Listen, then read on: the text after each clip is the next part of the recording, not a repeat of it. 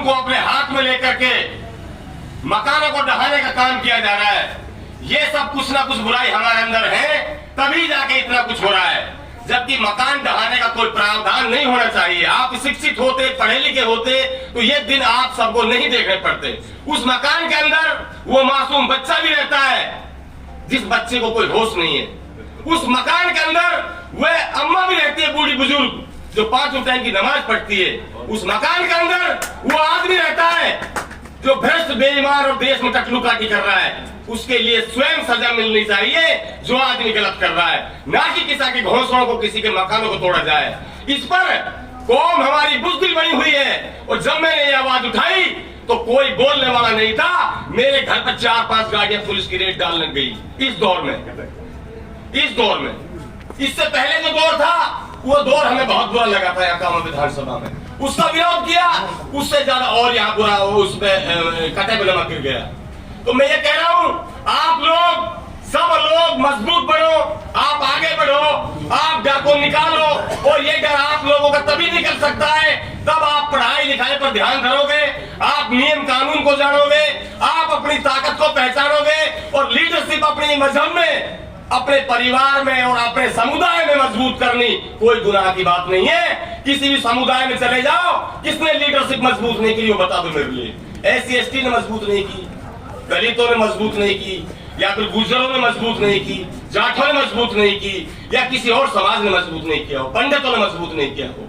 Leadership आप सबसे बड़ी कमजोरी मुझे नजर आती है तो मेवात के अंदर आते। मेवात के अंदर कोई मानने को तैयार नहीं किसी चीज को। और मेवात के अंदर जो बढ़ चढ़कर बात करने का, मेवात के हक के लिए बात करने की हिम्मत रखता है, उसको दबाया जाता है, उसके खिलाफ हजारों लोग खड़े हो जाते हैं। तो मैं यही कहूंगा कि आप सुधार करो।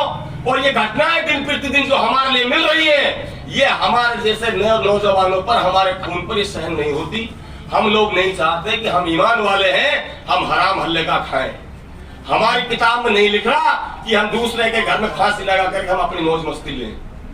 तो मैं कह रहा हूं, आज हमारे जुल्हन मान लो आप, थोड़ा सा महसूस होता है कभी कभी, ऐसा लगता है कि सोतल व्यवहार हो रहा हो और उसके जिम्मेदार हम हैं। सब हमारे लीडरशिप है, हमारे बड़े हैं। जुलेड़ा के अंदर पीतल की ईंट को बेच करके लोगों ने बड़े बड़े अमीर बन गए लोग। लेकिन आज तक चोर की मां को किसी ने पकड़ा हो तुम बता दो। आज तक किसी का मकान गिरा हो तुम बता दो। आज तक किसी को कुछ किया हो तो बता दो। अभी 2 लोगों को पकड़ा गया था, कहां के बताए जा रहे हैं, उनके पास 2 ईंटें निकली। तो मैं तो मान लेता, मानने में आईजी साहब आप लोग बहुत ही एक विश्वसनीय अधिकारी हो।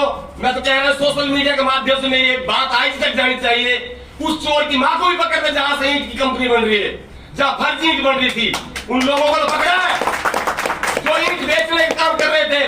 लेकिन वो चोर भी पकड़े जाने चाहिए थे जिन्होंने ईंट को, जहां से ईंट को खरीदा गया है, जहां ईंट का फर्मा है, जहां पूरा सबूत मिलता और जहां से ईंट के नाम पर पूरी मेवात को बदनाम किया गया। ईंट बन कहा रही, मेव ईंट नहीं बनाते। मेव के लड़का कोई इन्वॉल्व होंगे तो ईंट बेचने में हो सकते हैं, ईंट बनाने में नहीं है। तो मेरा हाथ जोड़ के निवेदन है, आप नमाज भी पढ़ते हो, आप मजबूत भी हो और अल्लाह पाक इनसे अल्लाह ताला लीडरशिप पर ध्यान न करके आप इस पर ध्यान करो। मुस्तकबिल के लिए काम करना है, मुझे लीडर नहीं बनना। अगर कोई ये सोचता होता हूँ साहब लीडर बनने के लिए कोई बात करता है, मैं समाज के लिए बात करता हूँ। मेरा अंतिम सांस समाज के साथ रहेगा। अंतिम सांस पहले समाज है, फिर 36 बिरादरी है, फिर मेरा देश मेरे साथ है। मैं समाज को मजबूत करने का सबसे पहला काम मेरा होगा इंशाअल्लाह ताला। इतनी बातों को कहकर जय हिंद, जय भारत।